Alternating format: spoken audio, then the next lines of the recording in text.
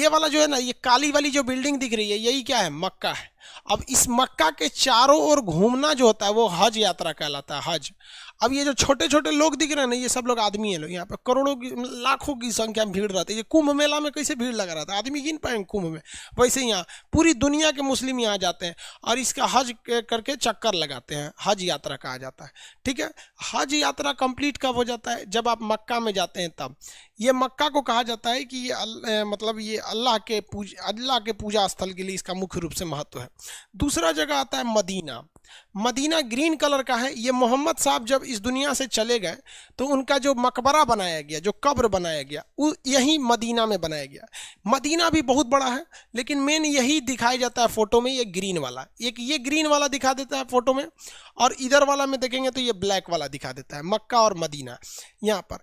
अब इस्लाम धर्म में क्या चीज़ है भाई, आपको जब नमाज पढ़ना है ना तो आपका सर इसी मक्का की ओर रहना चाहिए। इसलिए पूरी दुनिया में अगर देखेंगे ना तो मुस्लिम सब नमाज होता है अलग अलग डायरेक्शन में पढ़ेंगे सर। इंडिया के मुस्लिम पश्चिम डायरेक्शन में नमाज पढ़ता है सर। देखिए, इंडिया के जो भी मुस्लिम है, यही है मक्का। इंडिया का जितना मुस्लिम है वो नमाज पढ़ेगा तो उसका मुंह किधर रहेगा? पश्चिम रहेगा। समझा गया? मुसलमानों में एक चीज बहुत सब पश्चिम मुंह करके वो झूठ नहीं बोलता है सब, लेकिन झूठ बोलने वाले तो यार पश्चिम दिशा में वो लोग क्या करते हैं? नमाज पढ़ते हैं। इसलिए मस्जिद देखिएगा ना, हमेशा उसका मतलब वो नमाज पढ़ने वाला पश्चिम डायरेक्शन में होगा। तो ये पूजा स्थल होता है, वहाँ हज यात्रा करना जरूरी होता है। इससे दो चीजें बड़ा विवादित होती है। कुछ लोग का कहना है यहाँ शंकर जी का मंदिर है। भैया ये सारी चीजें एक आडंबर है। ये वैसे ही कहते हैं लोग कि शंकर जी का मंदिर है, जैसे लोग कहते हैं गुल्लर के फूल डाल दोगे तो कोई चीज खत्म नहीं होगा। ऐसे कहावत है ना, बचपन में आप सुने होंगे कि पेंसिल का छिलका दूध में डालो तो रबड़ बन जाता है, मोर के पंख को चौक खिलाओ तो बड़ा हो जाता है। ये अफवाहें हैं सब, वैसे ही इसका कोई मतलब नहीं बनता है। ये आपस में लगा शंकर जी। आप बताओ यार, खुद से जरा सोचो कि शंकर जी वहाँ क्या करेंगे। और कहा मतलब हमारे यहाँ तो अलग अलग जगह पे अलग अलग प्रचलन है। हमारे यहाँ ये लोग कहते हैं यूपी बिहार के एरिया में कि शंकर जी को यहाँ किसी ने कैद करके रखा हुआ है। समझ में आए कि हालांकि ये चीज़ें जो है पूरी तरह से क्या है? अफवाह है। क्या हुआ है?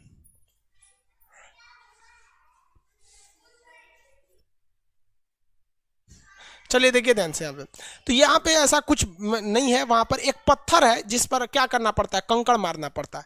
अब कुछ लोगों का ये कहना है कि वहां पे शंकर जी को किसी ने अरेस्ट नहीं किया है, जबकि हमारे यहाँ लोगों का कहना है कि वहां शंकर जी को कैद करके रखा है सब। कोई हिंदू पानी डाल देगा तो बाहर आ जाएंगे। मतलब आप खुद सोचो ना कि कोई भगवान को इतना कमजोर कैसे कह सकता है कि मतलब कोई किसी को अरेस्ट थोड़ी ना कर सकता है वहाँ पे। ये गलत मानसिकता है। और कुछ लोगों का कहना है कि वहाँ शिवलिंग है। देखिए वो शिवलिंग नहीं है, वहाँ पे जो इस्लामिक परंपरा है वो हम आपको बता देते हैं। लेकिन आपके दिमाग में अगर कोई चीज़ बैठ गई है तो वो हमारे कहने से नहीं निकल सकती है। और अगर आप ये मानते हैं कि वहाँ शंकर जी को किसी ने अरेस्ट किया तो मतलब शंकरों जी की बेइज्जती कर रहे हैं। एक शैतान था, मतलब एक बहुत बुरा आदमी था, जब मोहम्मद साहब थे तो उनको बहुत परेशान करता था। कभी उनके ऊपर कूड़ा फेंक देता था, कभी कुछ कर देता था। तो मोहम्मद साहब ने बहुत कोशिश किया कि ये सुधर जाए, लेकिन वो इंसान सुधरता नहीं था। तो तंग आकर मोहम्मद साहब ने उसे श्राप दे दिया कि जा तू पत्थर का बन जाएगा। तो वो आदमी एक बड़ा सा पत्थर बन के रह गया है।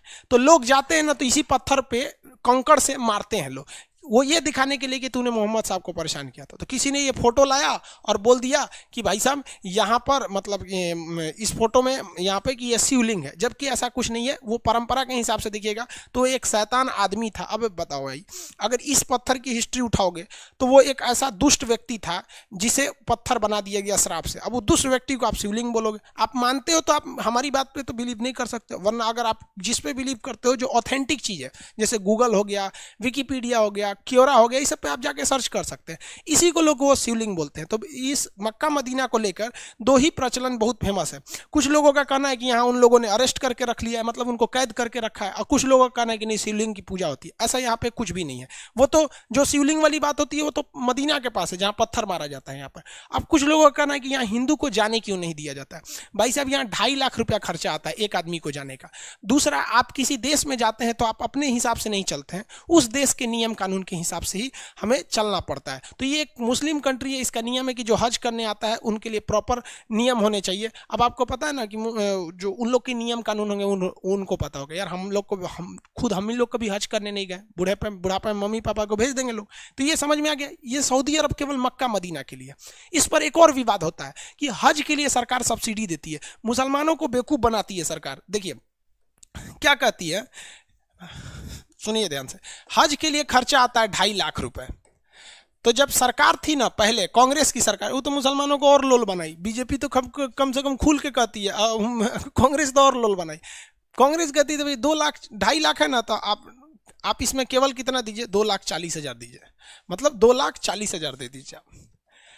तो मुसलमानों को लगता था 10,000 सब्सिडी हो गया। दूसरा देखिए, जब जो व्यक्ति ये सब्सिडी ले लेता था ना, उसको एयर इंडिया की जहाज से जाना होता था, एयर इंडिया। और एयर इंडिया उस समय 15,000 की जगह पे 60,000 रुपया किराया ले लेती थी। भाई साहब यहाँ देखो, 15,000 की जगह पे 60,000 किराया ली है यहाँ पर, यानी 45,000 सरकार ने एक्स्ट्रा किराया ले लिया। जबकि हज के लिए आप किसी भी दूसरे जहाज से जाइएगा तो 15,000 ही किराया है, लेकिन एयर इंडिया से जाइएगा हज करने के लिए तो 60,000 लेगा, आपको 45,000 एक्स्ट्रा लेगा। छूट कितना दिया है? 10,000 का। मुसलमानों को लगता है सब्सिडी मिल रही है। तो सबसे पहले भैया तू तो यहाँ लोल बन रहा है। दूसरी बात क्या चीज़ होती है कि हज का एक नियम है कि आप दूसरे से पैसा लेकर हज यात्रा नहीं कर सकते हैं, तो आप सरकार की सब्सिडी लेके काय लिए हज यात्रा करते हैं। ये सारे धर्मों में है कि भैया अपने कमाई से जाइए, नहीं तो घर में ही भगवान की पूजा कीजिए। तो सऊदी अरब की यही 2-3 चीज़ें फेमस है वहाँ पर, और बाकी कुछ है नहीं। वहाँ पेट्रोल है, धार्मिक चीज़ें, अब कोई भी जाता है यहाँ पे तो लाखों रुपए उसकी इनकम हो जाती है हज यात्रा से। अब जैसे आप खुद सोचिए ना भाई, इलाहाबाद में अगर हर साल कुंभ का मेला लगेगा तो इलाहाबाद के लोगों की तो इनकम वैसे ही बढ़ जाएगी, क्योंकि जो भी आता हज करने वो 45 दिन रुकता है। तो आप कभी कुंभ मेला में जाइएगा तो वहीं के लोगों के टेम्पू में बैठिएगा, वहीं के होटल में रहिएगा, बहुत इनकम हो जाता है ना एज ए टूरिस्ट के लिए यहाँ पर। तो ये मक्का मदीना यहाँ हो गया। बाकी ज्योग्राफिकली इसका कुछ खास महत्व नहीं है। समझ में आ रहा है कि नहीं आ रहा है?